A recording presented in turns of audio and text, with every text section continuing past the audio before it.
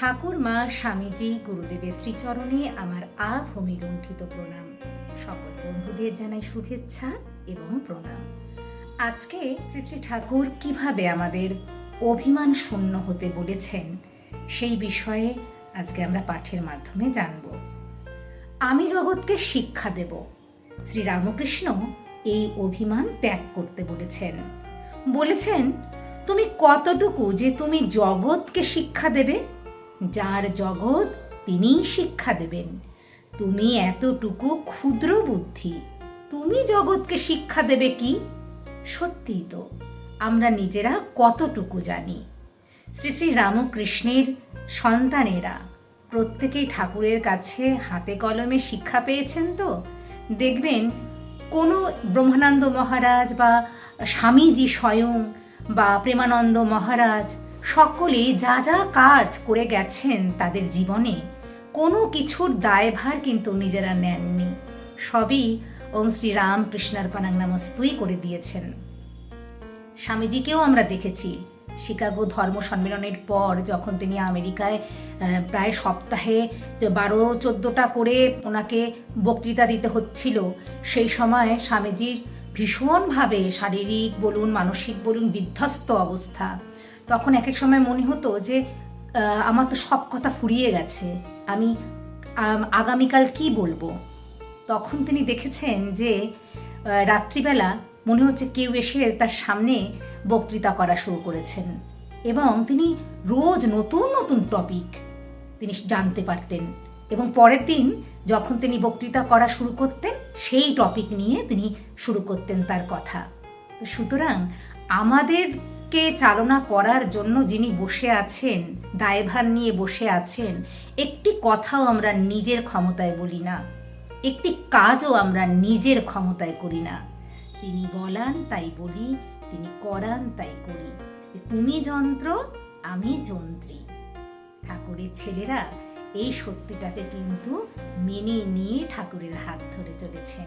তারা কিন্তু তাদের কর্মের দায়ভার, সে ভালোই হোক মন্দই হোক, কিছুই নিজেরা নিজেদের কাছে রাখেননি। প্রথম ঋতুকার মাস্টারমশাই শ্রী শ্রী রামকৃষ্ণের কথা শুনে ভাবছেন, সত্যিই তো এ কি ইতিহাস না গণিত না এরকম কিছু জাগতিক বিষয় যে আমি শিক্ষা দেব? আমি নিজে কতটুকু জানি? আপনি শুতে ঠাঁই পায় না শঙ্করাকে ডাকে। সুতরাং আমরা নিজেরা শিক্ষা দেব, এই অভিমান যেন আমাদের না থাকে। আমরা তার কাছ থেকে আমাদের জীবনের আদর্শ পাব, দিশারি তিনি দেখিয়ে দিয়েছেন কি করে লক্ষ্যে পৌঁছতে হবে। সেই দিশা অনুসরণ করে আমরা যত চলতে পারবো তত আমাদের জীবনের সার্থকতা। শুধু আমাদের জীবনের সার্থকতাটুকু ভাবলে হয়তো মনে হবে এটা স্বার্থপরতা, তা নয়।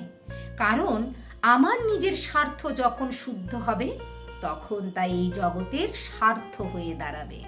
ঠাকুর এই স্বার্থ শূন্য হওয়া হাতে ধরে শিখিয়েছেন।